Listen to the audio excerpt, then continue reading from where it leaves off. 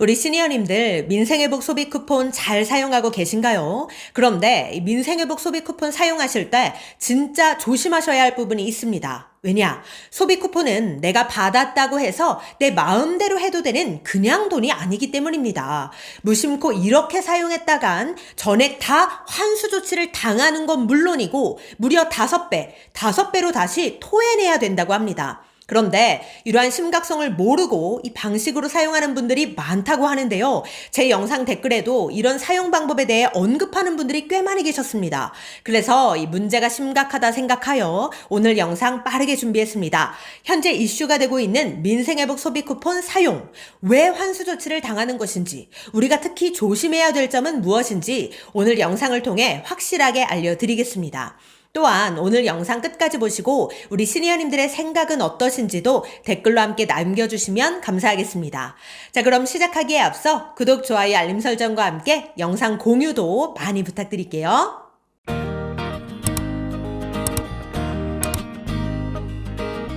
안녕하세요. 시니어를 위한 꼭 필요한 정보 시니어 전성시대입니다. 요즘 민생회복 소비 쿠폰에 대한 뉴스가 정말 끊이지 않고 있는데요. 신청 전에는 누가 얼마나 받을 수 있는지 이런 것들이 주요 이슈였다면 지금은 어떻게 지급을 하고 있는지, 사람들이 실제로 어떻게 활용하고 있는지 이런 생각지도 못했던 이슈들이 뉴스를 연일 뜨겁게 달구고 있습니다. 특히 선불카드가 이렇게 이슈가 될 줄 몰랐는데요. 이 사진 한번 보시죠. 민생회복 소비 쿠폰 선불카드는 각 지자체별로 제작을 하는 건데요. 이건 광주광역시의 선불카드 사진입니다.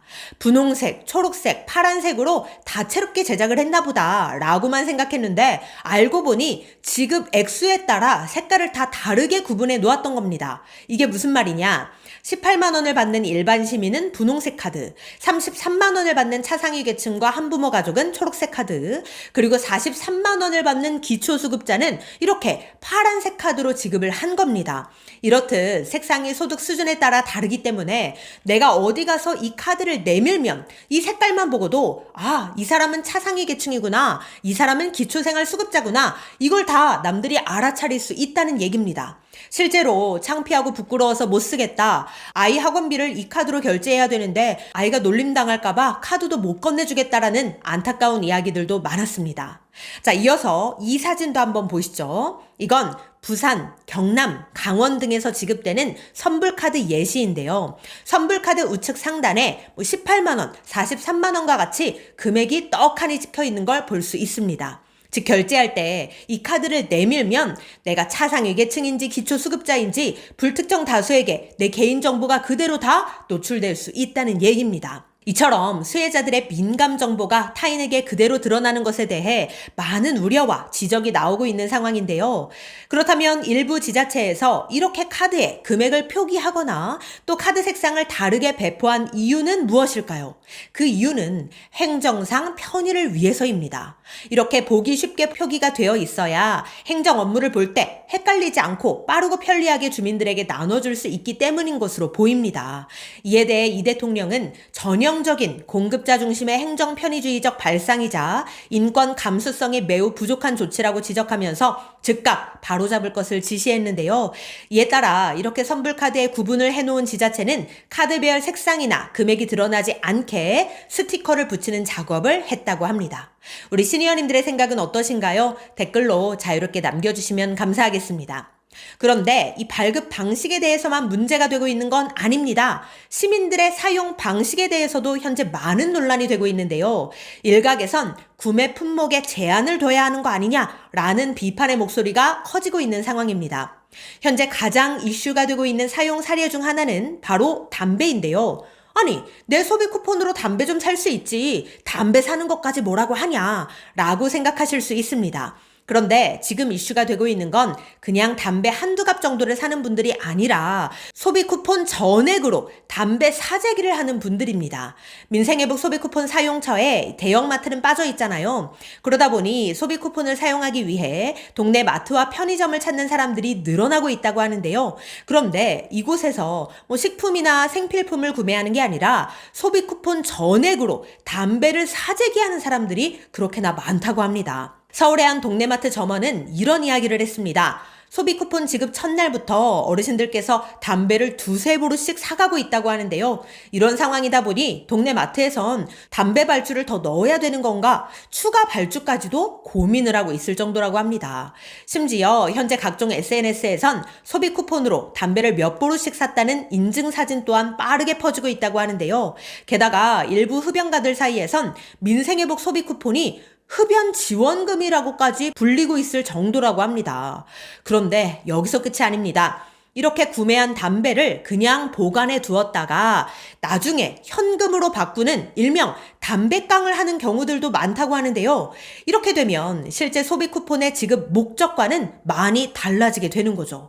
그런데 한편으로 또 이런 생각을 하실 수도 있을 것 같아요. 아니, 어떤 품목을 구매하든 그건 결국 개인의 자유 아니냐. 어쨌든 담배라도 구매하면 자영업자들의 매출에 도움이 되는 거니 별 문제 없지 않느냐.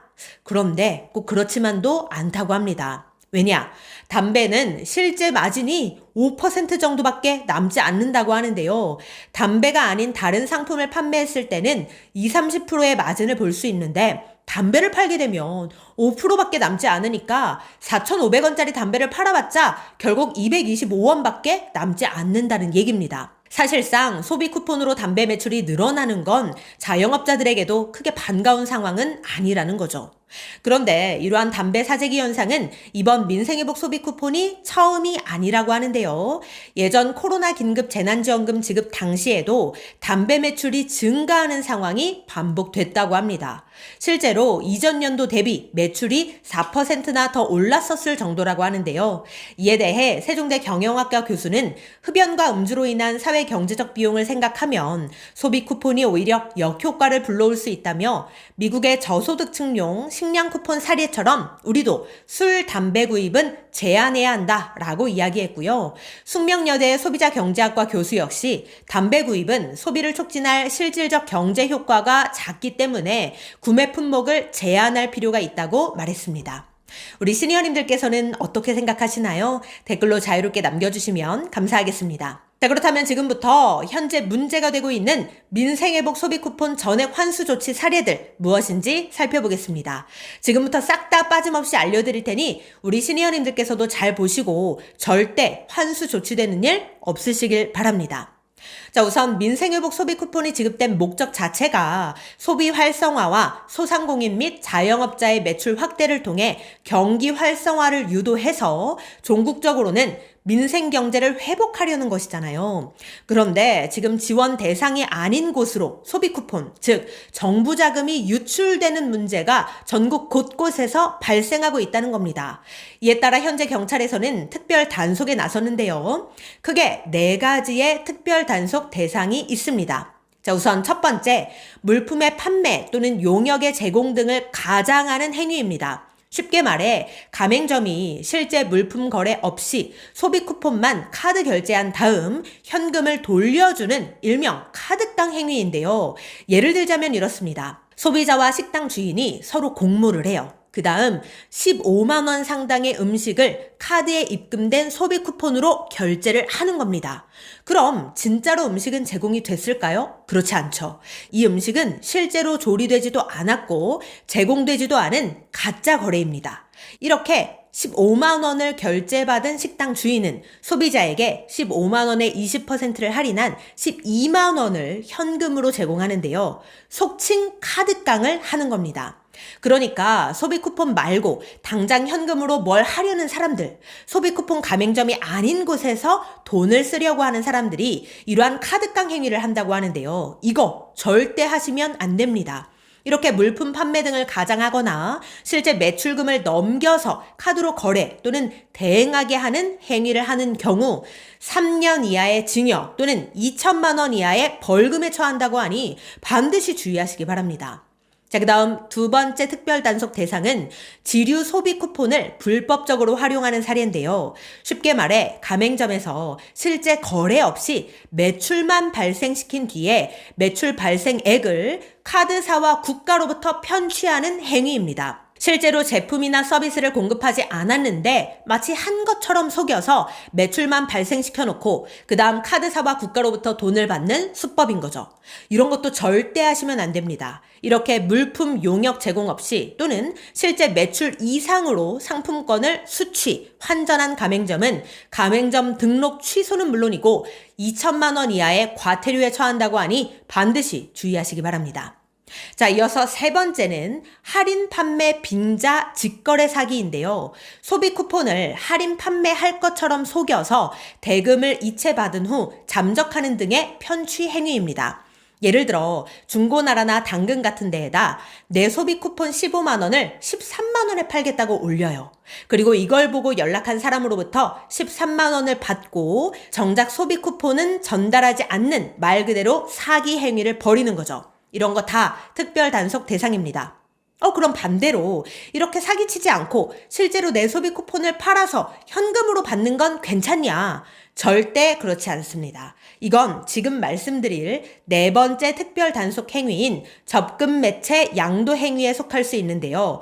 소비 쿠폰 신청 후 소비 쿠폰이 입금된 신용 체크카드를 타인에게 양도하는 것도 불법입니다. 예를 들어 소비 쿠폰이 입금된 카드를 내가 13만 원을 받고 타인에게 양도하는 행위 같은 거, 이런 거 다 단속 대상이 된다는 겁니다. 이렇듯 보조금 지급 목적과 다른 용도로 사용한 수령자의 경우 보조금 전부 또는 일부 환수 조치되며 5배 이내의 제재 부과금과 향후 보조금 지급 제한 등에 처하게 되니 반드시 주의하시기 바랍니다.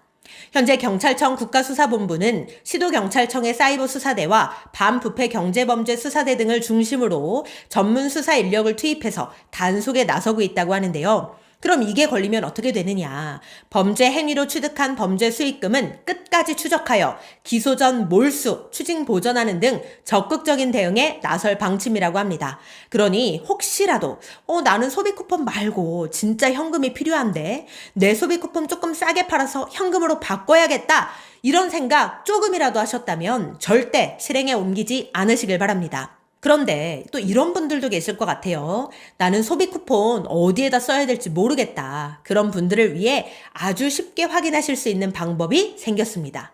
전화로 확인이 가능한데요. 휴대폰으로 지역번호 누르시고 114 누르시면, 예를 들어 02114 031-114 이런 식이죠. 이렇게 전화하시면 전통시장, 소상공인 매장, 가맹점 등 내가 사는 곳에서 민생회복 소비 쿠폰을 사용할 수 있는 관련 정보를 안내받으실 수 있으니 궁금하신 분들께서는 전화로 직접 문의해 보시기 바랍니다. 네, 오늘은 민생회복 소비 쿠폰 사용에 대한 각종 이슈들 정리해 드렸는데요. 우리 시니어님들은 어디에서 사용하고 계신가요? 관련하여 시니어님들의 의견도 자유롭게 댓글로 남겨주시면 감사하겠습니다. 그럼 오늘도 편안한 하루 보내세요. 감사합니다.